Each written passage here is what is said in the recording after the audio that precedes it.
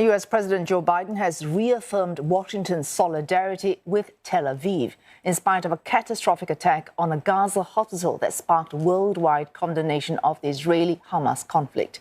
Mr. Biden arrived in Israel less than a day after a deadly hospital blast, for which clear blame is yet to be determined. He's the first American president to visit the country during a time of war. It's also Mr. Biden's most forceful public show of support for Israel since the attacks by Hamas militants 11 days ago. Israeli Prime Minister Benjamin Netanyahu greeted Mr. Biden personally upon his arrival on Air Force One. The White House says the president aims to ask Israeli leaders some, quote, tough questions, but gave no other details. So we got to overcome a lot of things. And it also means encouraging life-saving capacity to help the Palestinians who are innocent, caught in the middle of this. And, well, at any rate, that's who we are. Not just me, but I mean, that's who the United States is. And it's just not the example of our power, it's the power of our example that's almost as important. The world's looking. Israel has a value set like the United States does and other democracies, and they're looking to see what we're going to do. The death toll from the Gaza hospital attack is in the hundreds. The American leader has backed Israel's account, which blames Palestinian militants. Hamas blames Israel. Mr. Biden's complex diplomatic mission to the Middle East is meant to calm the region and shore up humanitarian efforts for Gaza. However, the horror of the hospital deaths unleashed fury across the Middle East, derailing Mr. Biden's high-stakes summit, with the leaders of Jordan, Egypt, and the Palestinian Authority. You have to also bear in mind. And for more, Sarah Coates joins us live from Tel Aviv. Sarah, Mr. Biden and Mr. Netanyahu reportedly still convening for talks. The White House has been tight-lipped about what might be on their agenda. What can you tell us? Highway Sue, well, look, this is certainly being seen as a delicate balancing act for the US President Joe Biden.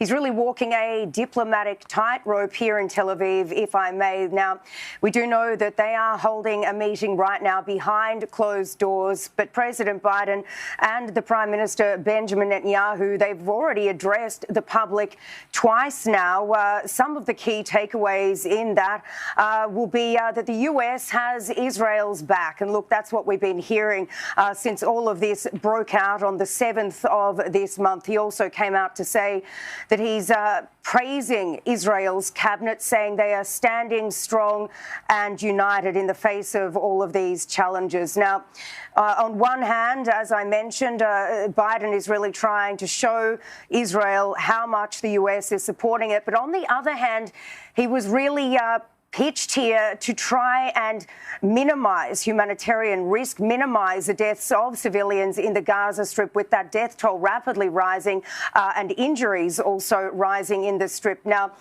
this really comes in the wake of that horrendous blast that we saw in that hospital in the Gaza Strip last night, with Biden coming out to say that last night's attack appears to be from the other team. Now, look, this has sent absolute shockwaves through the region and through the world. As you mentioned, major protests in many Arab states and including here in the West Bank. We've seen stun grenades, live fire and tear gas fired at demonstrators who are calling for the resignation of Palestinian President Mahmoud Abbas. Now, look, on the other hand, Biden was supposed to come here and then go to Amman in Jordan, but he has received a diplomatic snub there. Jordan's King Abdullah saying that this summit will now be cancelled. So, look, he's set to meet a few families here in Tel Aviv before jetting off back to Washington. Sorry, of course, the other prong of his mission is humanitarian support, and that relief still piling up at the Rafah crossing. Israeli airstrikes continuing as well. Is there any hope of any kind of corridor for this aid getting through anytime soon?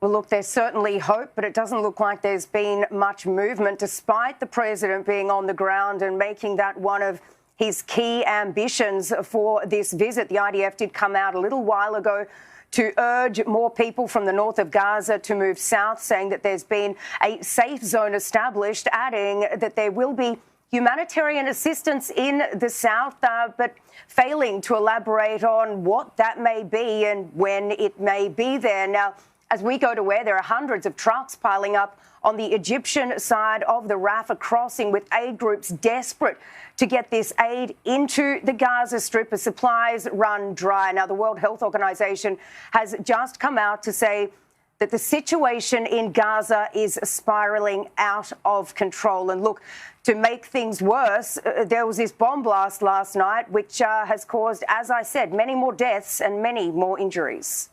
Well, thanks for that. Sarah Coles reporting live to us there from Tel Aviv.